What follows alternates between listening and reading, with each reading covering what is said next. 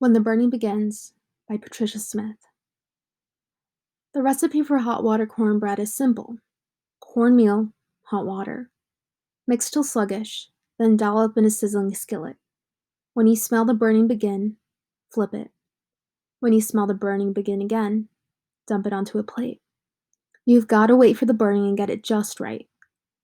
Before the bread cools down, smear it with sweet salted butter and smash it with your fingers.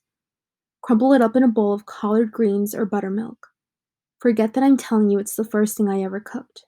That my daddy was laughing and breathing, and no bullet in his head when he taught me. Mix it till it looks like quicksand, he'd say, till it moves like a slow song sounds. We'd sit there in the kitchen, licking our fingers and laughing at my mother, who was probably scrubbing something with bleach, or watching Bonanza, or thinking how stupid it was to be burning that nasty old bread in that cast iron skillet.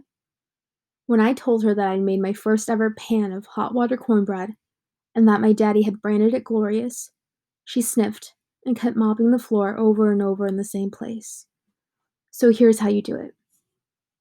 You take out a bowl, like the one we had with blue flowers and only one crack. You put the cornmeal in it. Then you turn on the hot water and you let it run while you tell the story about the boy who kissed your cheek after school, or about how you really want to be a reporter instead of a teacher or nurse, like Mama said. And the water keeps running while Daddy says, "You will be a wonderful writer and you will be famous someday. And when you get famous, if I wrote you a letter and send you some money, would you write about me?" And he is laughing and breathing and no bullet in his head.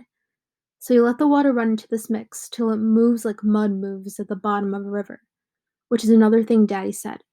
And even though I never even seen a river, I knew exactly what he meant. Then you turn the fire way up under the skillet, and you pour in this mix that moves like mud moves at the bottom of a river, like quicksand, like slow song sounds. That stuff pops something awful when it first hits that blazing skillet, and sometimes Daddy and I would dance to those angry pop sounds. He'd let me rest my feet on top of his while we waltzed around the kitchen, and my mother huffed and puffed on the other side of the door. "When you are famous," Daddy asks me, "will you write about dancing in the kitchen with your father?" I say everything I write will be about you. "Then you will be famous too." And we dip and swirl and spin, but then he stops and sniffs the air. The thing you have to remember about hot water cornbread is to wait for the burning so you know when to flip it, and then again so you know when it's crusty and done. Then eat it the way we did, with our fingers, our feet still tingling from dancing. But remember that sometimes the burning takes such a long time, and in that time, sometimes, poems are born.